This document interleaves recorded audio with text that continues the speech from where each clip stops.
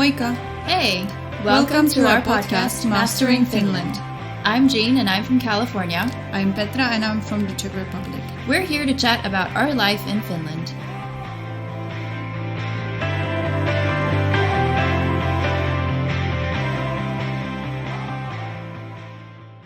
Hello everybody, welcome to our podcast again, and today I have a great guest here and her name is Henna, and we met during the Dare to Learn where I was volunteering.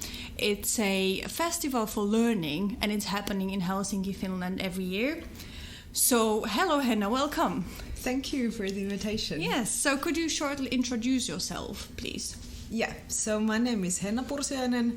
I work as the CEO of Dare to Learn. Dare to Learn is an international learning platform and also this, as Petra mentioned, international learning festival that is being organized annually in Helsinki in mid-September. Now is the fourth time that we're doing the event, and especially aimed for people that are interested in learning. So it doesn't matter whether you work at the educational sector, whether in a company, or you think that, oh, learning has nothing to do with me. I'm here to prove you wrong. Nice one. How did you get to Dare to Learn? How did you get to this role to become the CEO? I think that it's funny when you say the title CEO, everyone thinks that, she's a big shot. Yeah, I remember when I met you the first time, I was like so nervous. I was like, oh yeah, I'm the CEO. I was like, okay, I should be like behaving really well now because she's the boss. Yeah. Even though I think my main job is to help everyone else. Yeah. I mean, and make sure that everything is in place and moving on. And sort of, I think that I'm in charge of the people and the money and the strategy overall, but I'd say, like, in practice, what I do, I try to help people in my team, in our community, with the volunteers, with partners as well. Nice. So it's about helping. Yeah, well, that sounds like a really nice role then. So you mentioned your team. So how many members does your team have right now? Currently, we have 6 people. Okay. Some of us are full-time, others part-time, and of course, Dare to Learn event would not exist without its volunteers and the effort that they make in order to get the event done. Yeah, totally. So let's talk a bit more about this upcoming event that is coming this year, 2020. So what sort of team have you chosen for this upcoming event? So the main theme will be continuous learning beyond degrees. We're continuing, pun intended, with what we had last year as well. And the main reason for deciding to go with the same theme is that there is no event in Finland, and I'd say also in the Northern Europe or in Europe in general, that has the same theme. I mean, we have lots of events that are focused on education or maybe the HR, but what we also want to do is offer this platform for different kinds of people to bring sectors together. And continuous learning is a challenge for the everyday society. It's been more in headlines also, but not just because it's in headlines, but what we see that there's this growing need to rethink learning. It's not just the degree and then you're finished. Yeah, I mean, definitely. In learning human is incomplete, but how to do it actually, how to learn at work. There's a lot of talk about learning organizations, the need for reskilling and upskilling. So those are some of the themes that we're trying to cover at the festival, and also bring the most interesting partners that we can find to sort of showcase their expertise and get more people. And I have to say, from my own experience, because I was involved last year quite fully, I was startup coordinator and I spent with you basically 6 months. Yeah. And it was really cool, so I would recommend to everybody to do that. Yes. And it's really nice to get to see how such a big event is organized. And I remember we were so proud, like all of us who did it, we were like, oh my god, this is really happening now. Yeah. And it's really good, and it's good experience. Yeah, and also organizing such a big event. I mean, last year we had 2,000 participants coming from 50 different countries. Amazing, yeah. So also the representation of different countries is also definitely a plus. Yeah. Or a bonus. So how are you marketing to reach countries except Finland or Nordics? How are you trying to sort of get there to make people here? Yeah, I think that's one of the most interesting parts. Yeah. Because I've realized that part of being also in this very globalized world that we have, we've had help from the beginning from the Ministry of Education and the Ministry of Foreign Affairs here in Finland, and they've helped us a lot to share our message. But then again, if you look at social media channels or our newsletter subscribers, we have subscribers from all over the world. And I think it's something to do with the whole idea of the learning is limitless and it's for everyone. And also Finland is known for its international reputation of being this one of the best examples of quality education and how to build the system. So of course that naturally attracts attention as well. But still having these just people talking. Yeah. I mean, we had this last year, one of our keynote speakers came from Mauritius, from Africa, and that was because he had a chat with a Finnish teacher called Petra, who was speaking at the first Dare to Learn event, and Pekka was saying, oh, you should come to Finland, we have this cool thing going on there. Wow, yeah, and then, that's how it spreads. Or the worldwide global director of learning at Apple. Yeah, and he had been talking in Switzerland with some of the Finnish people over there, and I don't know, it's amazing, these connections. Yeah, the world is little place at the end. Yeah, really small one. Yeah, and that's very also valuable for us. Yeah, for sure. So I know that you were not maybe there at the beginning when it all started, but do you know why people decided, the ones that they started Dare to Learn, to not make it only Finnish and to make it international? Was the motivation to sell the Finland to the world, or do you know? Some parts of it were related to that, but of course it had to do with Finland turning 100 years old in 2017. So there was talk in 2016 among the student movement, or students were saying that, okay, we've had this great education, and okay, Finland turning 100 years old, but what about the next 100 years? So what could we do better? And there was this talk of showcasing the Finnish education system, but also inviting and seeing that we need to improve, that it's not ready yet, and it's not as good as it can be. I mean, the quality is great, but still, and how could we get these more international inspirations from all over the world, and just to really offer this cool place for interactions, for meeting, and not just having the basic, boring education seminar, if I put it bluntly. How can you make learning fun? Because there's a lot of... definitely. And it's for sure fun, and there are different workshops that you have going on at the same time as the other event. So it's not just one stage where you have one thing going on. Yeah, it's multiple stages, multiple rooms with multiple events going on, so you can sort of plan your schedule, actually, isn't it? Yeah, I think it was like a snowball effect. They started with this Finnish education and showcasing it to the world, and then it sort of started, okay, we talk about learning, and what's learning got to do with, and how do you actually learn? Okay, you have to be active. How can we create an event where actually learning takes place, and you're actively engaged in some of the things that are going on at the festival, so you're not just passively taking in information and listening to a great keynote. But the problem with great keynotes is that after the keynote is done and you're thinking, wow, that was the best speech ever, I'm so impressed. And if I come to you and ask, after 1 week, okay, what was the key message? Or you might remember something, but you haven't had the time to actually engage and think, okay, what do I think of this? And how does this accumulate to what I know from previous? And so how do you achieve this, that people interact afterwards, or they discuss, or they get this way of thinking from that? Well, last year we had this card game that was supposed to also support the learning.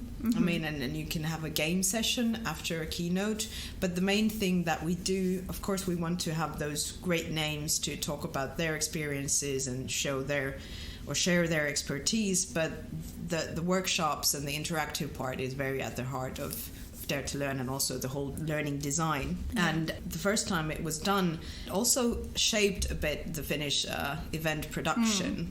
Okay, you can actually do an event that is quite different, and it's super interactive. And one of the things that I think I'm most proud of, what a way to phrase that, but what I actually am most proud of is maybe the atmosphere at the event. So it's not, even though we have the startups and very different sectors coming together, it's not stiff. It's really a place for having those meaningful encounters. Is that what we're really hoping to achieve? And I would say that whoever is coming there, I really didn't feel like I was afraid to talk to these important people that normally if I met them at some conference I would not go to talk to them.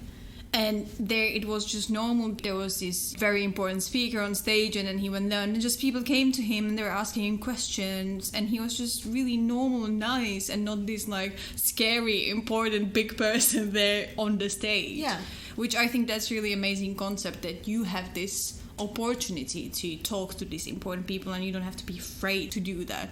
Because there it seems just normal thing and everybody's talking to everybody and everyone seems to be equal. As to say. And I think it's also quite Finnish thing to have low hierarchies. And not even though you have the big name that has been doing his or her thing for the past, 40 years, it's still a human being. That's what I like about Finland, really. That's the good part, because generally back in my country in Czech, it's a disaster. Like if you want to talk to some professor, you have to remember what kind of titles he has before and after name, and it's just like mind-blowing. And we're starting with, we don't care about your title. Exactly. We're interested in what you do, and also creating this psychological safety at the event itself. It's super important, because you cannot learn if you don't feel like, okay, it's safe also to fail. Definitely. Or ask those stupid questions that help you to learn. So, I know that it is 2 days even, as it's been before. But do you organize anything around the event for people who are coming, let's say, from abroad to experience a bit more than just these 2 days? We've had this Helsinki Learning Week concept. So we, of course, when you travel from, the other side of the world and you come to this very remote place called Finland and Helsinki, you might want to experience something else than just a 2-day festival. And especially if you're interested in the learning or education system, then to know more about it, to have school visits or some kind of other side events as well. So that's why we've created this concept, especially for international guests, that they can have more.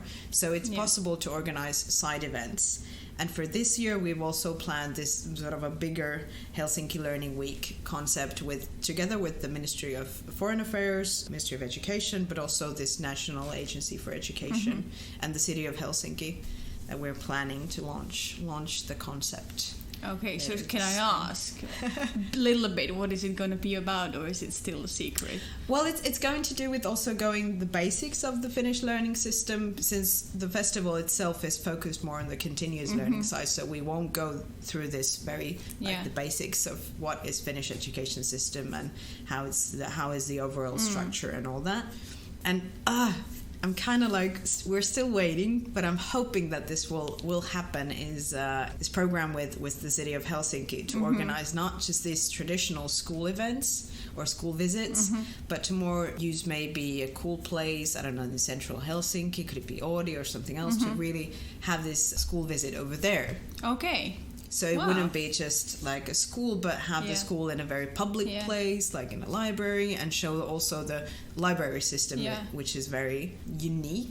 And Oodi, as to people who don't know, from our film, that's a library. That's a huge new library that was opened 2 years ago. Is it true? Yeah, I think it's. And there is everything from books to VR sets to places where you can study. Yeah, basically everything you can imagine that exists. Really, you can even iron your clothes and like this different crazy stuff. But it's really beautiful place, and whoever is coming to visit Helsinki, they should definitely take a look there, because I don't think that anything like that exists anywhere in the world, really. It's very unique, and also I think it's a nice way to showcase or demonstrate that it's not just the formal education system that we have, but also there's plenty of those free liberal adult education that is free for everyone, and it's perfectly normal, because we had these visitors from China. They represented this Yidam Prize, which is a very big prize that is given in the field of education. And they wanted to come to Finland and ask, okay, what's this continuous learning? How do you do it? And they were also asking that, okay, is it really normal for people to go after hours and learn how to sew? Yeah, I know. Or cook? Yeah. And it's like, yeah, it doesn't matter what your background, I don't know, education is or where do you work. And I really love that about Finland. You have this freedom to take on whatever you like. I started learning knitting like a month ago. Yeah. I managed to do one sock and that's it, so I'm not sure. But it was great, you know. I mean, it's about learning, isn't it? Yeah. And that's the point, to try different things. And as the podcast is for us as well, we have to learn how to edit, we have to learn how to do all these technical stuff I've never done before. But I'm really enjoying it because I believe that the kind of mind of the society gives you this support that you can freely start something like the podcast or whatever. Yeah. And you're going to get the support from the world around you, which is really valuable. And when you do something new, it's okay that you get frustrated and you know that, oh, this is not going to work, but I'll try anyway. And the more you do that, sort of the normal it gets. Yeah, definitely. So you're also more resilient in a way. And also adding that, of course, when we talk about learning, it's not just learning at workplaces or that it's, I don't know, restricted to certain elements. And that's why we also last year wanted to have this open call for art. Because art is also very much linked with learning as well, and for different things. So it's not just racking your brains over things, like but doing also maths and like but thinking, doing with your hands as well, and that's for learning. Sure. And what we've seen from the brain research is that we need to have more of those ways to learn and new kinds of ways to do things. So it's not just racking your brains, but doing something quite physical as well. Yeah, definitely. So another question I would want to ask is there anything that came out of Dare to Learn as a sort of like other project or side event that you would do throughout the year? That's been also one of the most interesting things to follow, because these are the things that you might not even see, but there have been some, like, the best comments that I hear is that there are a couple of participants coming and having informal chats. Yeah. And then they stay connected after that, and then thinking, oh, it was so great that you connected us at the event. We've been having these, I don't know, short sessions ever since, and also creating those leads for businesses and all that. So that's sort of like the informal level. Yeah. But we've also seen that with 2018 there was this HRD meetup that was coming from people saying that I need more like-minded people who see the way that the whole L&D and HR sector in a different way. It's really connected about learning and not having those training sessions, and that's learning and nothing else. And that community has grown, or starting from the meetup.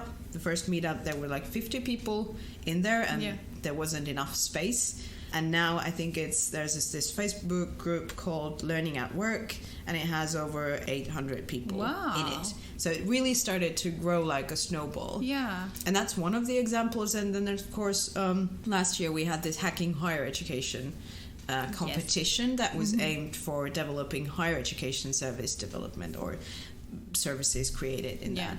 And we had that, and after that was Hacking Higher Education. It wasn't just a competition, but it was more to do with higher education innovation partners, and created this whole network that organized its own side events and own webinars and stuff like that. So it's great to offer that platform for others to join as well, and when it becomes too big for Dare to Learn or operate at the event, it can grow and have its mind of its own. Yeah, for sure. And I probably should say I am sort of taking part in this higher education innovation partnerships. Yeah. So now I came from Dare to Learn and I hopped onto this like other projects slowly, gradually. Yeah. And it's been really good. I think it's going well. And this Hacking Higher Education is again going to happen at Dare to Learn.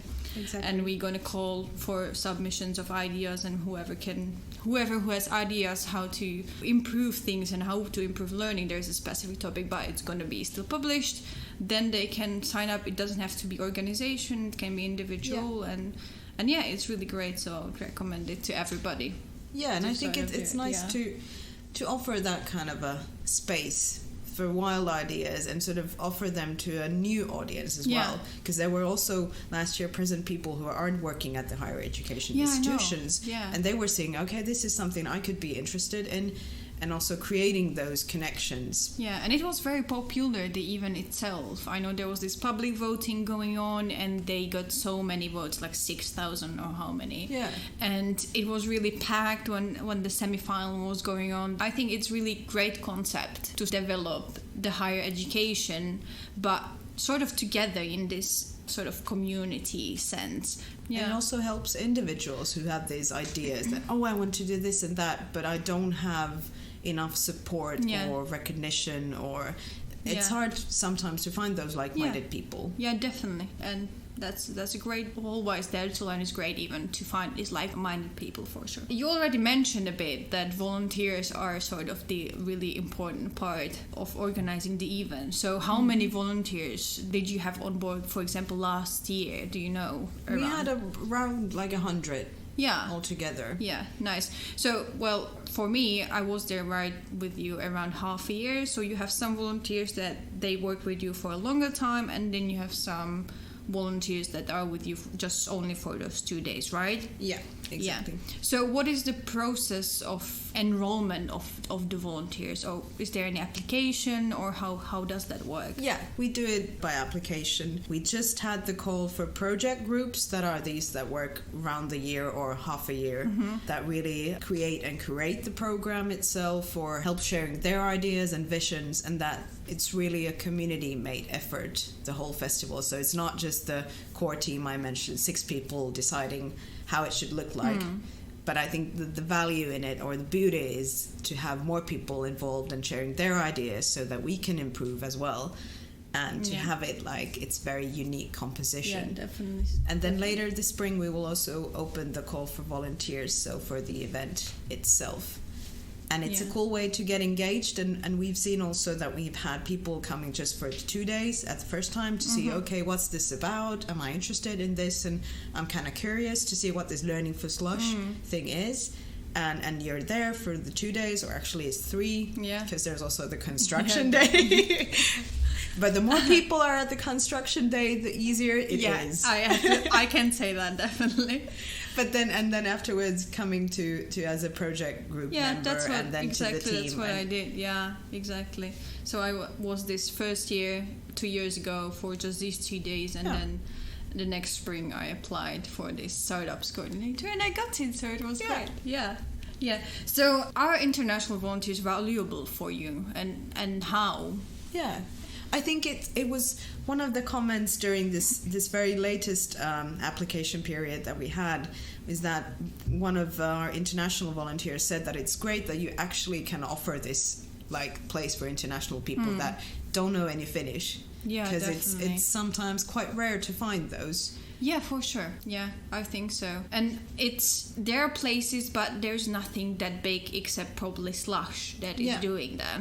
So if you sort of, Slush is a bit more like entrepreneurship. So if you're not really into that, or there is not a part that you would be interested in, that's sort of it, really. And you meet people and you meet friends, and it's really nice. And we don't care, like, where do you come from? Of course, the first thing that we want to have is commitment to that. If you come to a role, then we expect that you like do it all the way. But then again, it of course enriches the whole experience to have people with different backgrounds, whether it's cultural or ethnicical or whatever. But it really helps to provide more angles, and especially you worked with special education, so also bring those new perspectives in. And we've had, like, is it accessible, the event itself? What should we like take into account more to provide it even a more better experience for different kinds of people? Yeah, definitely. And not the ones who just want to, I don't know, be those social butterflies. Because that's something that we recognize, that it's okay if you're not so keen to meeting new people or being at very crowded places. You can also take your own time and, I don't know, participate in a workshop where there's only 20 people, experience that, and then take your own time to reflect and then come back. For sure. So saying that it's okay to be as you are. Yeah. So why should they join you, these volunteers, right? What is it in for them? What do they get if blood, sweat and tears? No, but really, if it's hard to get work experience, it's always great that you have something else to prove on. Yeah. Volunteer experience works just as fine, and sometimes even you get more responsibilities when you're working as a volunteer, or you have your own area of responsibility. And of course, Finland is a small country. Having more networks definitely helps. And then also, if you're thinking, okay, I might be interested in this topic, or then I'm not really sure what I want to do, should I change my career or do something else, then we have this very wide range of different partners and people involved that can show you that what they're interested in. And what I just want to add, that it's not only about you working there for the whole 2 days. Yeah. They offer you always at least half a day of that day to experience and enjoy the program, which is amazing. Yeah. And that's definitely why it's worth coming, because you get to experience it yourself, but at the same time you add a bit of your work into this whole big event. I would say you get more than you, especially if you are this 2 days volunteer only. Yeah. You get more from the event itself than you actually input in, because of course you are doing work and you are helping, but how much you get back for it is just really amazing. Yeah, and you can really leave your mark in a way if you do something and you can see that, that actually works, and I made that. Yeah, definitely. So, as you said, everyone is welcome there. Yeah. So, does the professional background of the volunteers matter? Or is it okay if whoever applies to whatever role? Or how do you take it into consideration? We've had very various backgrounds. I mean, the key thing is to have a diverse team, to have different professional backgrounds. I'd say that it's definitely a plus. Yeah. So it's more to do with if you're interested and committed. So those are the first things. And are you also willing to use some of your time before the event actually happens, in trainings or in some other way? And that's the most important thing. And it's also the sort of ability or willingness to learn, because we're a learning festival, and we want to offer the memorable volunteer experiences as well. And I think it's also about sharing what you know can be a great asset for somebody else, and showing those new perspectives. And I've worked as a waitress, and one of the best things in that, even though there were some parts that I was not a fan of, but it helped to deal with people. I mean, the shitty people, and just staying also calm under very stressful situations. And when you're organizing an event, it comes very handy. Definitely. So it helps. But of course, we've had previously volunteers with very various backgrounds. I mean, also people that have 20 years of work experience, and they've wanted to share that with us. That's amazing. And I think, I don't know, we have very, from different ages, from different cultures as well, international people, Finnish people. Yeah, that's amazing, because if you say the word volunteer, I always imagine young person. Yeah. For some reason, but now you change all of it. Yeah. But it's amazing that even older people just decide to do this. Yeah. I know that my colleagues from our groups, there were some of them full-time working or part-time working and studying and doing so many things at once. Yeah. But then they decided to input their energy into this project as well, even though they had already quite a lot on their plate. And it was just amazing to see how people are devoted in a cause that, it's just about learning and discussing. And we had so many great discussions, and I have to say I learned so much from these people. The hierarchy is not that the team leader knows the best. No, it's just that the person is in charge of facilitating that it gets done in a way. Yeah. But there's a lot of personal freedom as well. And I think it's nice that you can also maybe try out new things and new ways of collaborating and doing stuff. And right now, since we're in the middle of the corona epidemia, then we're doing all of our meetings online. And that's also, how can you create this sense of community when it's only online meetings? Well, you mentioned the corona now. I sort of didn't want to ask that, but maybe now I'll ask. So are you sort of thinking about what is going to happen and how possibly to deal with the whole thing? I know the event is in September, and there's still hopefully long time to go and all is going to get better suddenly. But what if not? Are you planning some sort of online thing or however it could be done? Of course we're checking out every possible option available. Still, like I said, it's mid-September. Yeah. So it should be all right. Yeah, hopefully. But of course, I think it's also interesting, even though it's a kind of like a forced situation. Yeah. But then again, it also helps us to sort of rethink. And I think it could be a really cool concept. Yeah, and digital learning is it's a huge thing, and we definitely want to include that in some way, but we haven't made those decisions yet. We're following still how the situation develops, and also checking out what the authorities are saying and all of that. I mean, hopefully everything is going to be all right and we all going to see each other in September. Yeah. But when I think about it now, it would be a really cool concept actually to sort of have these chat rooms and different places where you can like discuss and at the same time like have online learning experience, and it could be like really cool, but probably way harder to organize during that day. Yeah, because it's like it's a different thing.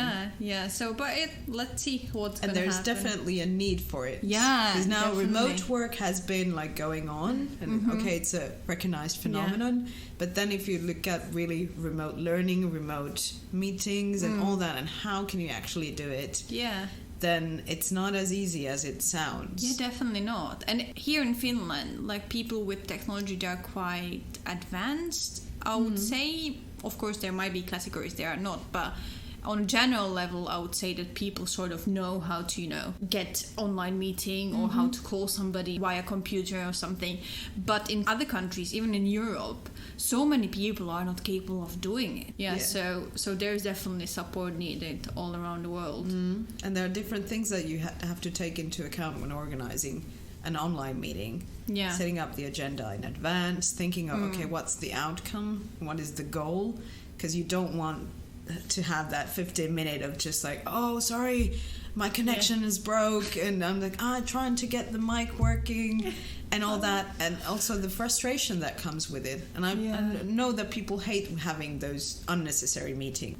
And I think it's been too easy to organize those unnecessary meetings, but now when things are online, there's also it's a two-way thing, because there's also this threshold, whether you want to organize an online meeting or not. Do you know how to do it? But then again, it also like offers this chance to rethink the situation. Okay, do I really need to have this meeting, and if so, what are the most important things? We are talking about Finland and learning, and now there is this great initiative going on from EdTech Finland that I saw actually today. And there is most of the EdTech companies in Finland launch their products for free now, and they're offering it for children and even like older people, adults, to learn. And it's such an amazing thing that all these companies now just came together, and they don't care about money. They just want to support people in their learning and or maybe handling those meetings or whatever product they have. Yeah. But now you can really see which companies do really care about what they're doing and how they help people. But I think it's also in general, if you look at people working at the education or in EdTech, it's very mission driven. Yeah. That it's the best quality education that you can have or provide. So it's not, and no, it's not a cash cow. It definitely is not. So if you want something else, you can think of other ways to sort of do that. Yeah. But in EdTech, it requires a different kind of mentality. Yeah, it's amazing, and Finland, I think, has been sort of supporting really well its employees. And I've seen so many free trials, how to do online meetings, one-on-one, these handbooks on how to design, and online courses as well. Yeah, that's great. Tutorials, everything. The social media is full of that, and also the panic, but. This side I like. It's better. Okay, so let's get back to the event, and how can people join you? How they can buy tickets? What's the price? And how they can become the volunteers? We said there's sort of application where they can find it, and how it's all done. Yeah, the old-fashioned way is to follow our website. www.daretolearn.fi. We will share the links as well. Great. The podcast. But then, of course, also our social media channels. We will always inform if there is a recruitment or applications for volunteers coming up or anything else. And also this open call for program proposals. If you're thinking of, that sounds like a cool event, I'd like to organize a workshop there. You can also submit your own proposal to organize this workshop. Yeah. And we have the early bird tickets on sale. If you're fully committed that it will happen in mid-September, as the team does believe, then you can also purchase your tickets over there. We have this private sector and public sector tickets because we're an NGO and we want to make sure that there are possibilities for different kinds of people to participate at the event. And of course, we also say that if it's about the money issue, you should come and volunteer. And that's also an option because we don't have the special student tickets category. So if you're a student and you're interested, then it would be nice to have you as a volunteer and also get this more experience and all that. And really it's about for anyone who's in some way responsible for their own learning or for other people's learning. Then this event is for you. So it's not just, even though we talk a lot about learning and education and all that, or HR, but really what we want to offer is a place for thinking that, okay, human potential, how can we at best reach that human potential and in what ways, and how can we rethink our systems as well. And also very much discussions that we've had related to sustainable society and also taking those things into account, because if we don't manage in creating this sustainable society, then it's fun to talk about learning, but it's not really worth it. Yeah. Okay, I think that's probably all. Is there anything else you would want to share, or do you think we've covered everything? I don't think I've said the dates yet, but it's definitely. Because I've always said mid-September, but if you're interested, when is it? It's the 16th and the 17th of September, so those days will be Wednesday and Thursday. So mark your calendars and be there. Well, thank you very much for coming and being with me on the podcast. It's amazing. You are, by the way, the first Finn on our podcast. Ooh. So just so you know, I'm so proud of this. Thank you so much for being here, and I hope you enjoyed it. And thank you for sharing all the info with our listeners. Yeah. Okay. Thank you for this. Yeah. Good. See you next Monday. Bye. Bye.